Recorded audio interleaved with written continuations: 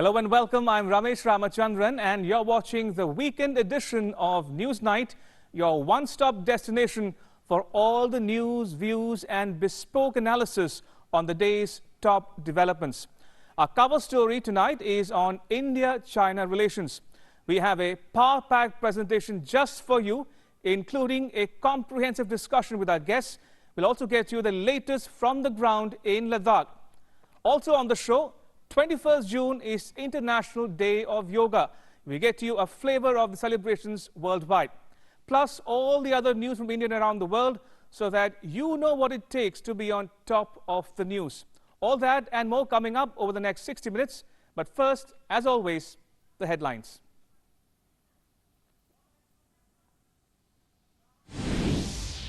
Defence Minister Rajnath Singh reviews the Ladakh border situation in a meeting attended by the Chief of Defence Staff and 3 service chiefs. Armed forces told to forcefully deal with the Chinese aggression along the line of actual control.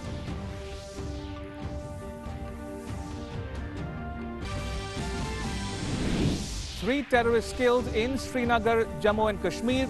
Security forces have killed 4 leaders of Lashkar-e-Taiba, Jaish-e-Mohammed, Hizbul Mujahideen and Ansar Ghazwatul Hind within 4 months.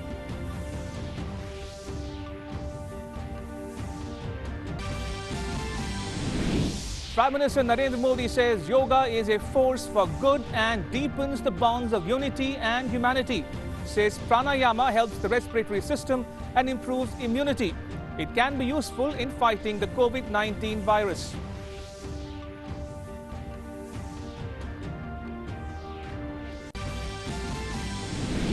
The 6th International Day of Yoga goes digital for the first time ever amidst the coronavirus pandemic. People from 15 countries perform 108 Surya Namaskar to laud the COVID-19 frontline warriors.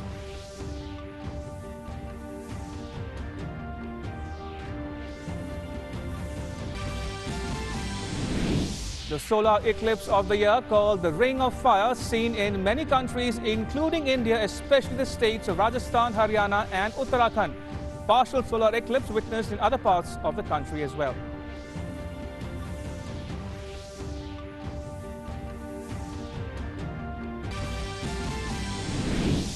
Union Health Minister takes charge of Delhi's COVID challenge, holds a review meeting with Health Minister, Delhi LG and Chief Minister attending.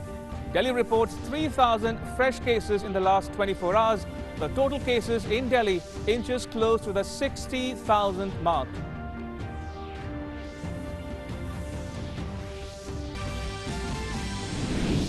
India's recovery rate from COVID-19 disease stands at over 55%, more than 2.27 lakh people cured. The number of active cases nears the 1.7 lakh mark. The death toll rises to 13,254. And COVID-19 cases worldwide cross the 88 lakh mark. Global death toll touches 4.64 lakh. The US remains the worst affected with over 22.5 lakh cases. Brazil has the second worst outbreak after the US.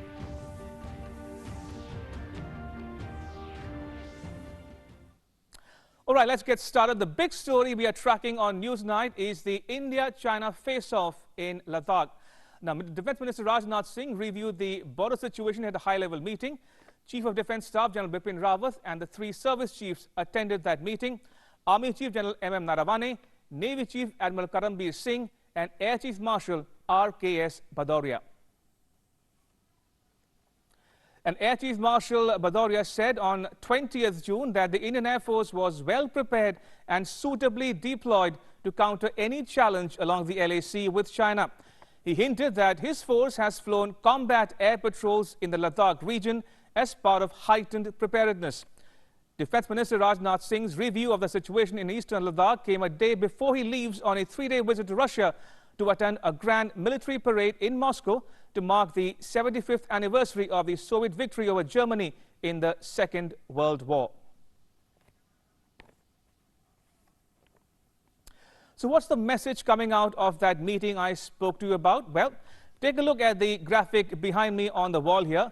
First up, the big takeaways from that meeting reviewed by Defence Minister Rajnath Singh: Indian troops have been given full freedom, a free hand to the troops to take whatever decision they want to adopt a tough approach against the Chinese military, the PLA, in Ladakh and elsewhere along the LAC, and a befitting response to Chinese action can be given if they so require. And the minister ordered a strict vigil on land, air and sea. Now, there are two other developments in the next few days. The first is the India-Russia ties. Defence Minister Rajnath Singh will visit Russia next week to attend the Victory Parade on the 24th of June. Now, this marks the 75th anniversary of the Second World War. Now, his visit will strengthen the bilateral ties between India and Russia. We have a strategic partnership which is called a Special and Privileged Strategic Partnership. And finally, the RIC Trilateral, Russia, India, China foreign ministers will meet next week as well, and by a video conference on the 23rd of June, that's Tuesday next week. And Ms. Jaishankar will take part in that meeting.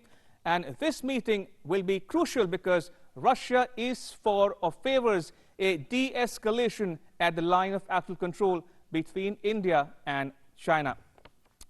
All right, now that you are up to date, let me take you straight to Ladakh for the latest from the ground. My colleague Amritpal Singh joins me live from Leh. Amrit, if you can hear me, I want to discuss about the big takeaways from the meeting chaired by Minister Rajnath Singh. In your estimation, Amrit, what are the big takeaways from the meeting, and especially the impact on the ground going forward in terms of the engagement between Indian and Chinese troops there? I think in my reading of what has come out from the meeting of the Defence Minister with the Tri-Services Chiefs and the CDS is one, the forces have been given a free hand to deal with the situation. The local commanders can assess the situation for themselves. They don't need to wait for clearances from above and take suitable action. Second, they can use firearms if the situation so warrants. Earlier, they were bound by agreements, diplomatic agreements between India and China, notably the 1996 agreement, which says that for 2 kilometers on both sides of the LAC, no firing shall take place. If there is firing that takes place, the other side needs to be informed. If a situation like the one we saw on the 14th and 15th develops, the local commanders can take matters in their own hand and decide for themselves. The top priority has been given to the troops' safety and the territorial integrity of the country. And third, clearly they have been told to give a befitting reply, act forcefully, take tough measures if the situation so warrants. If they see that there is a misadventurism on part of the PLA, given the previous incidents. So these, in my view, are the big takeaways from today's meeting. Absolutely, Amrit. And also, the next big event one can look forward to is Minister Rajnath Singh's visit to Russia next week. How crucial might that meeting be given the India-China tensions in Ladakh? And what can we expect from his talks there in Moscow with his Russian counterpart? Look, the express purpose is, of course, the 75th victory celebrations. But if the defense minister is there for a 3-day visit, he will be talking to the leadership of the host country, given it comes in the wake of what is the tensions prevailing at the India-China border. So he could raise this with his counterpart there, or even the Russian president if he meets. We are not very clear if he's meeting President Putin, but if there is an opportunity to do so, the defense minister can bring this up, because Russia is a very important player, not just in the region. It's a long-standing ally, both of India and a close friend of China, and therefore wields a certain influence. And globally also, it's a permanent member of the UN Security Council and carries a political and a diplomatic influence in the world. So I'm sure this it gives the window of opportunity to the defense minister. Also, the defense minister, could talk about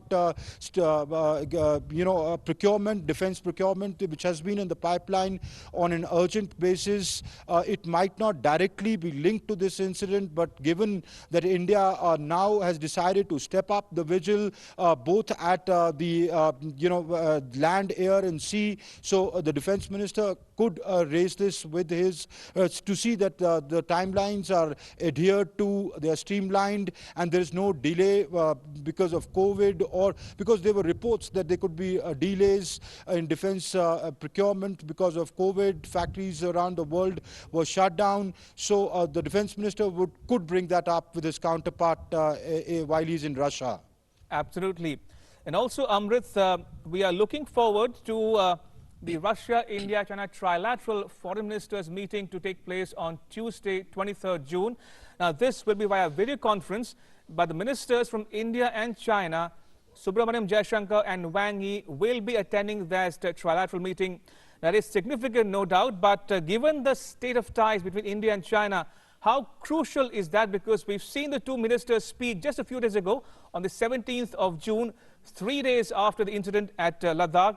And India had sent a terse message to China saying that their claims are untenable, and so far and no further, China has to back down and retreat from the area which entered into across the LAC.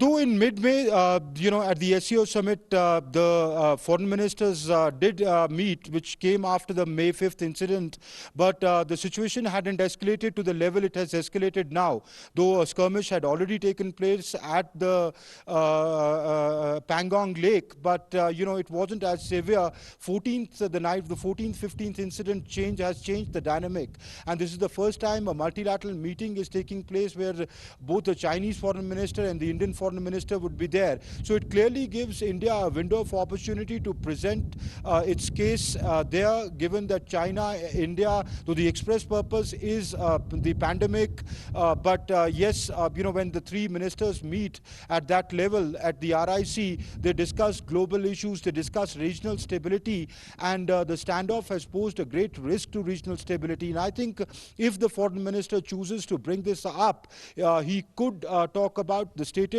position of India, that India wants to defuse the crisis, which India has consistently maintained. Military commanders are talking to each other, diplomats are talking to each other.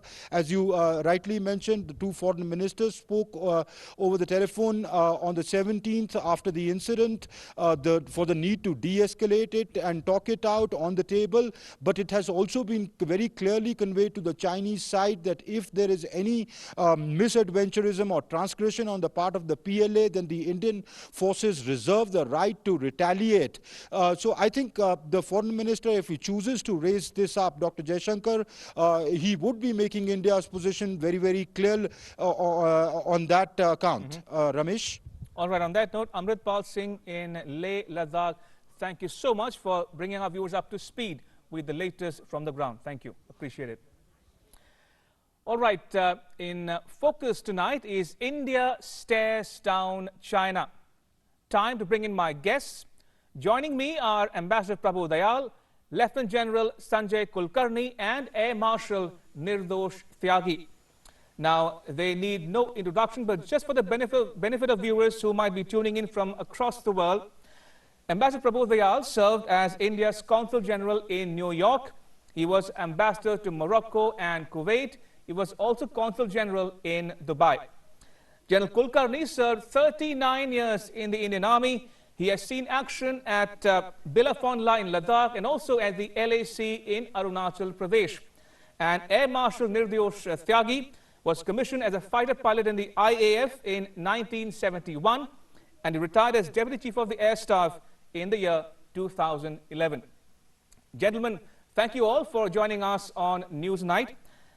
Very quick opening comments from all three of my guests on the import of the review meeting chaired by Raksha Mantri this morning. Your sense of what might be going through the minds of the three service chiefs as we speak, starting with you, General Kulkarni. Your thoughts on the big takeaways from that meeting, especially the emphasis placed on giving a free hand to the troops on the ground in Ladakh as we speak, and that they've been given, authorized to use the weapons if required going forward as well? Thank you. Well, what the first thing is, as I see, is to ensure the territorial integrity and sovereignty of the nation, and not to have any apprehensions, because there were treaties in place which prevented, as part of the confidence building measure, the use of firearms within 2 kilometers when we were to deal with them. Now, since post Galwan, the situation doesn't seem to be there, and there is a trust deficit, and no one should be blamed for not having used firearms. I think the entire thing has now been given. The powers have been entrusted to the commanders on ground to be able to do whatever they deem fit for the territorial integrity and sovereignty of the nation. That is the first thing I think is a very big takeaway. And at the same time, I understand that even as part of the rules of engagement, and even subsequently, that all of them have been given powers up to 500 crores that they could well buy anything that makes up for the shortages, be it in ammunition, be it in spares, be it in weapons, whatever be it so. And that is yet another big takeaway. And of course, the CDS being there present, and all the 3 chiefs being present over there, I think they must have got his mind, because he would not be in India for the next 3 days, as to there should not be anything wanted, and that they can take action to ensure the territorial integrity and sovereignty of the nation along the LAC. Right. Air Marshal Tyagi, I want you to weigh in on what the Air Chief Marshal Bhadoria said yesterday at Dundigul near Hyderabad. He says the IAF is prepared for any contingency, and they've also been flying combat air patrols in the region. Your thoughts on the IAF's preparedness to deal with any eventuality should the need arise? All assets of IAF are capable of quick deployment. So whenever tensions rise, the assets go to their operational location. Most of the stores are air transportable. There are some stores which are already at those locations. So within a very short time, within less than 24 hours, the forces are ready to take on and they're ready for any contingency. Also, it releases the transport and other assets to carry out other tasks. So as the chief said yesterday, that Air Force is already deployed, and whatever contingency arises is capable of giving a befitting response. We do not want escalation. We are not looking for escalation, but should it be forced upon us, there will be a proper response to that. Absolutely. Ambassador Prabhu Dayal, you are the diplomat on this panel. You've served in the Foreign Ministry for decades on end. From your perspective, Ambassador Dayal, is diplomacy the way forward? But the question is, what if the Chinese do not relent? Then what? Well, first of all, let me say that these are very tough times. But there is an old saying that when the going gets tough, the tough get going. Right. And I think we are showing that. Our colleagues from the armed forces have spelled out in very clear terms what are the steps which we are taking. And as regards your question regarding the diplomatic side of things, let me state that it is the correct time for India to make its own plan of action. Our Raksha Mantri is going to Moscow. The External Affairs Minister will be having a video conference with the foreign ministers of Russia and China.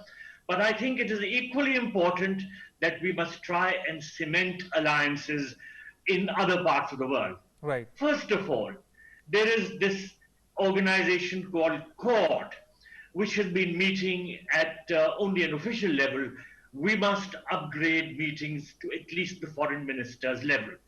We have been very reluctant about giving any military shaping to the Quad, but let me submit in all humility that we are already having the Malabar exercises, which involve, besides India, the United States and Japan. Australia was invited, but it had kept away under Chinese pressure. I think it is time to re-invite the Australians and have them a part of this newly revived and sort of revamped Malabar exercise involving all the 4 countries which are part of Quad. Now, we are under pressure for sure. As it is, we were suffering from the Wuhan virus. I refuse to call it COVID. It is the Wuhan virus. We are also under pressure on account of the economy suffering under various factors. Pakistan is firing across the borders. Right. And at the same time, China has escalated tensions across the line of actual control. But at the same time, while we are under pressure, I would like to remind everybody that China is also under pressure. China is under pressure because there is the international outcry about what China did as regards the Wuhan virus. It hid it, and there is an outcry, and there are calls for a proper investigation into the Chinese role. At the same time, China is aggressively pursuing its interests in the South China Sea and with regard to Taiwan, in Hong Kong. So there is international resistance to what China is doing. I think it is also necessary for us to form a very close understanding with countries which are adversely impacted by China, particularly Malaysia, Vietnam, Philippines, and also include Thailand and Indonesia if possible. Of course, with Singapore, we already have military exercises. So the point which I'm trying to make is that it is necessary for us to revamp our thinking, to think out of the box, and to form certain new groupings, to shed our misgivings and reluctance, and to form new groupings which would have a closer understanding and involvement of like-minded countries. As I said earlier, firstly, the Quad, which could play very actively a role in the context of Malabar, and we should also have groupings with countries which are concerned about China's. Your point well taken, Ambassador Dayal. If I can go back to General Kulkarni. General Kulkarni, I have a couple of questions for you, and help our viewers understand it in the right context. Starting with this morning's meeting of the Defense Minister, where the CDS was present and the three service chiefs were present as well. This thing about the 1996 understanding, Article 6.1 of that agreement, which says both sides shall desist from using arms, but now the understanding seems to be broken at the behest started first by China, and now India seems to suggest that we have given our troops full freedom, a free hand to tackle the situation as they deem fit. How crucial is that going forward, number one? And number two, most importantly, on 6th June, an agreement was reached to vacate that particular contentious area. But by 15th of May, just 9 days later, China went back on its understanding. Why and how did that happen? And where do you think the Chinese have faltered? And if so, why don't we impose costs on them going forward as well?